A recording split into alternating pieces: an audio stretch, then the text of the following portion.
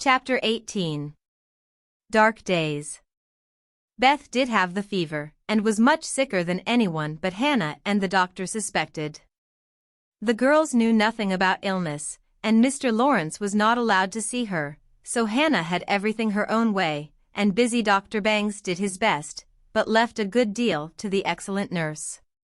Meg stayed at home, lest she should infect the Kings, and kept house, feeling very anxious and a little guilty when she wrote letters in which no mention was made of Beth's illness. She could not think it right to deceive her mother, but she had been bidden to mind Hannah, and Hannah wouldn't hear of Mrs. March being told, and worried just for a trifle. Jo devoted herself to Beth day and night, not a hard task, for Beth was very patient, and bore her pain uncomplainingly as long as she could control herself. But there came a time when during the fever fits she began to talk in a hoarse, broken voice, to play on the coverlet as if on her beloved little piano, and try to sing with a throat so swollen that there was no music left, a time when she did not know the familiar faces around her, but addressed them by wrong names, and called imploringly for her mother. Then Jo grew frightened. Meg begged to be allowed to write the truth, and even Hannah said she would think of it, though there was no danger yet. A letter from Washington added to their trouble, for Mr. March had had a relapse, and could not think of coming home for a long while. How dark the days seemed now, how sad and lonely the house, and how heavy were the hearts of the sisters as they worked and waited, while the shadow of death hovered over the once happy home.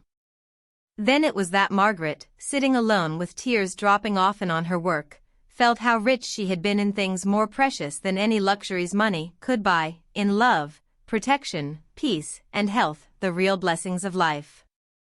Then it was that Jo, living in the darkened room, with that suffering little sister always before her eyes and that pathetic voice sounding in her ears, learned to see the beauty and the sweetness of Beth's nature, to feel how deep and tender a place she filled in all hearts, and to acknowledge the worth of Beth's unselfish ambition to live for others, and make home happy by that exercise of those simple virtues which all may possess, and which all should love and value more than talent, wealth, or beauty. And Amy, in her exile, longed eagerly to be at home, that she might work for Beth, feeling now that no service would be hard or irksome, and remembering, with regretful grief, how many neglected tasks those willing hands had done for her. Laurie haunted the house like a restless ghost, and Mr. Lawrence locked the grand piano, because he could not bear to be reminded of the young neighbor who used to make the twilight pleasant for him. Everyone missed Beth. The milkman, baker, grocer, and butcher inquired how she did. Poor Mrs. Hummel came to beg pardon for her thoughtlessness and to get a shroud for Minna. The neighbors sent all sorts of comforts and good wishes, and even those who knew her best were surprised to find how many friends shy little Beth had made. Meanwhile she lay on her bed with old Joanna at her side, for even in her wanderings she did not forget her forlorn protégé. She longed for her cats, but would not have them brought, lest they should get sick, and in her quiet hours she was full of anxiety about Jo. She sent loving messages to Amy, bade them tell her mother that she would write soon, and often begged for pencil and paper to try to say a word, that father might not think she had neglected him. But soon even these intervals of consciousness ended, and she lay hour after hour, tossing to and fro, with incoherent words on her lips, or sank into a heavy sleep which brought her no refreshment. Dr. Bangs came twice a day. Hannah sat up at night. Meg kept a telegram in her desk all ready to send off at any minute, and Jo never stirred from Beth's side. The 1st of December was a wintry day indeed to them, for a bitter wind blew, snow fell fast, and the year seemed getting ready for its death. When Dr. Bangs came that morning, he looked long at Beth, held the hot hand in both his own for a minute, and laid it gently down, saying, in a low voice to Hannah, "If Mrs. March can leave her husband she'd better be sent for." Hannah nodded without speaking, for her lips twitched nervously. Meg dropped down into a chair as the strength seemed to go out of her limbs at the sound of those words, and Jo, standing with a pale face for a minute, ran to the parlor, snatched up the telegram, and throwing on her things, rushed out into the storm. She was soon back, and while noiselessly taking off her cloak, Laurie came in with a letter, saying that Mr. March was mending again. Jo read it thankfully, but the heavy weight did not seem lifted off her heart, and her face was so full of misery that Laurie asked quickly, "What is it? Is Beth worse?" "I've sent for Mother," said Jo, tugging at her rubber boots with a tragic expression. "Good for you, Jo." "Did you do it on your own responsibility?" asked Laurie, as he seated her in the hall chair and took off the rebellious boots, seeing how her hands shook. "No. The doctor told us to." "Oh, Jo, it's not so bad as that," cried Laurie, with a startled face. "Yes, it is. She doesn't know us, she doesn't even talk about the flocks of green doves, as she calls the vine leaves on the wall. She doesn't look like my Beth, and there's nobody to help us bear it. Mother and Father both gone, and God seems so far away I can't find him." As the tears streamed fast down poor Jo's cheeks, she stretched out her hand in a helpless sort of way, as if groping in the dark, and Laurie took it in his, whispering as well as he could with a lump in his throat, "I'm here. Hold on to me, Jo, dear." She could not speak, but she did hold on, and the warm grasp of the friendly human hand comforted her sore heart, and seemed to lead her nearer to the divine arm which alone could uphold her in her trouble. Laurie longed to say something tender and comfortable, but no fitting words came to him, so he stood silent, gently stroking her bent head as her mother used to do. It was the best thing he could have done, far more soothing than the most eloquent words, for Jo felt the unspoken sympathy, and in the silence learned the sweet solace which affection administers to sorrow. Soon she dried the tears which had relieved her, and looked up with a grateful face. "Thank you, Teddy, I'm better now. I don't feel so forlorn, and will try to bear it if it comes. Keep hoping for the best, that will help you, Jo. Soon your mother will be here, and then everything will be all right. I'm so glad Father is better. Now she won't feel so bad about leaving him. Oh, me. It does seem as if all the troubles came in a heap, and I got the heaviest part on my shoulders," sighed Jo, spreading her wet handkerchief over her knees to dry.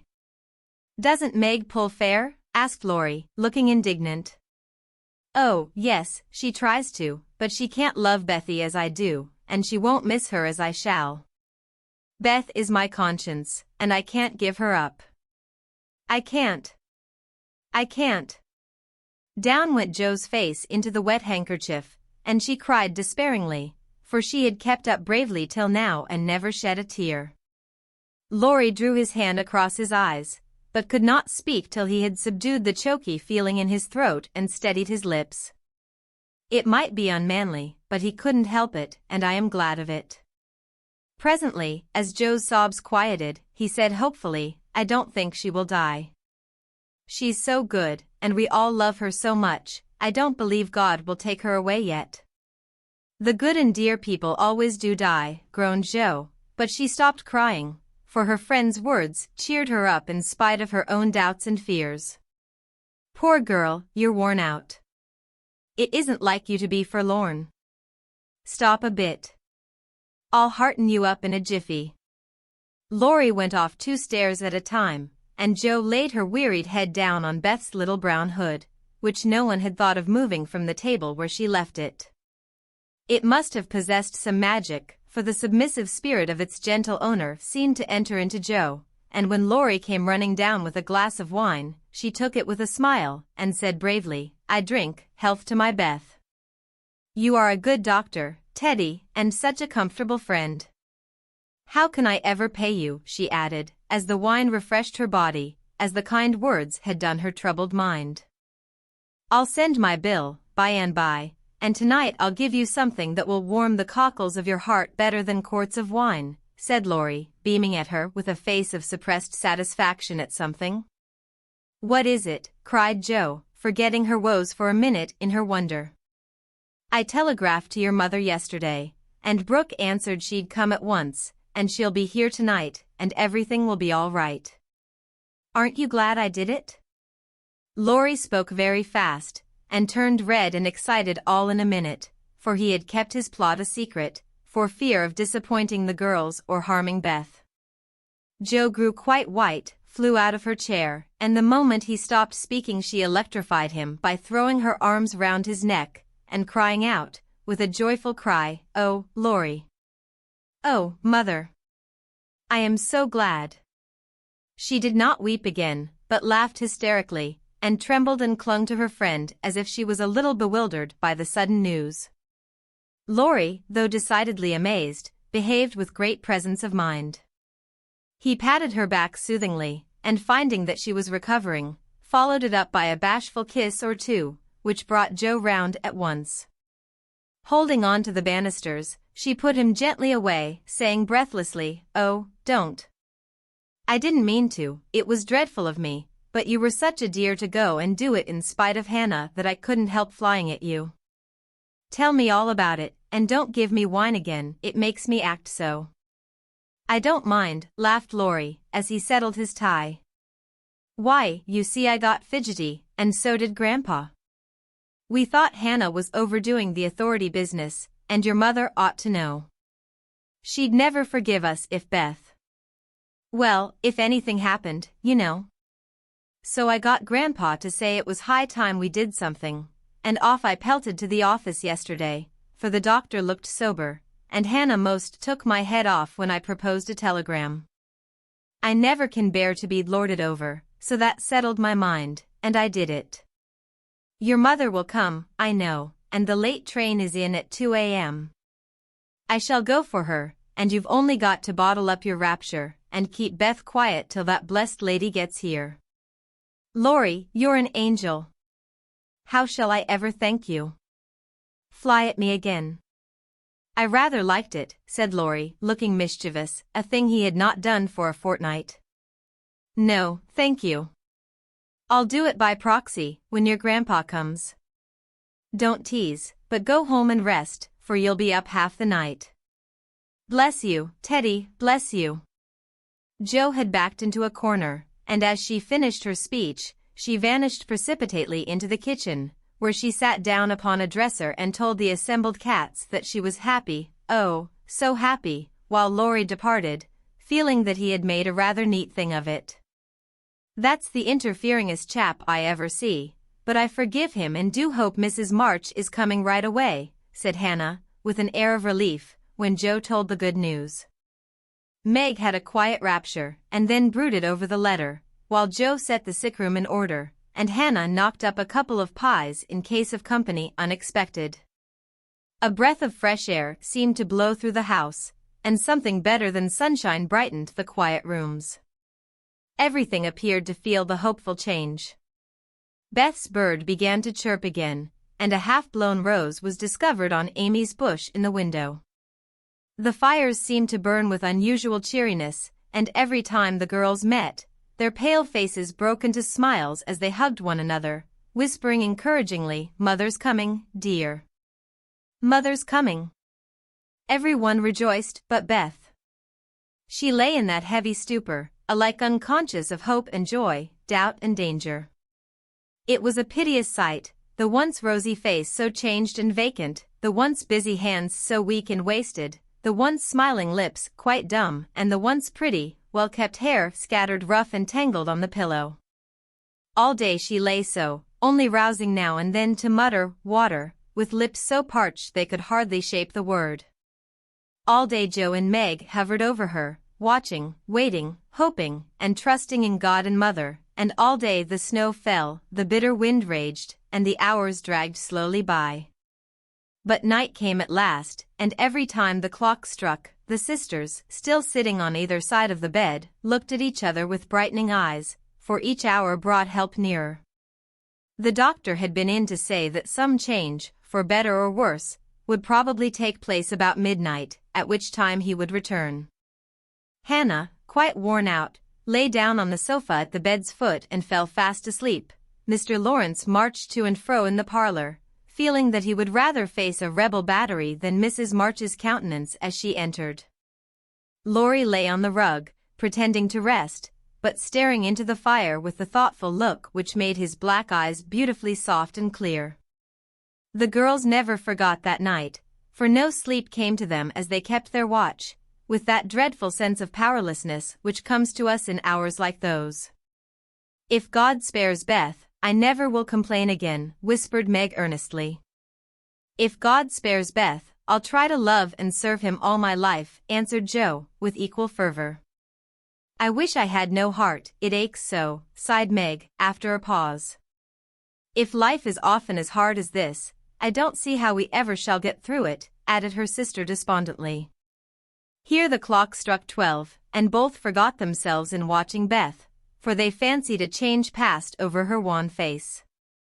The house was still as death, and nothing but the wailing of the wind broke the deep hush. Weary Hannah slept on, and no one but the sisters saw the pale shadow which seemed to fall upon the little bed. An hour went by, and nothing happened except Laurie's quiet departure for the station.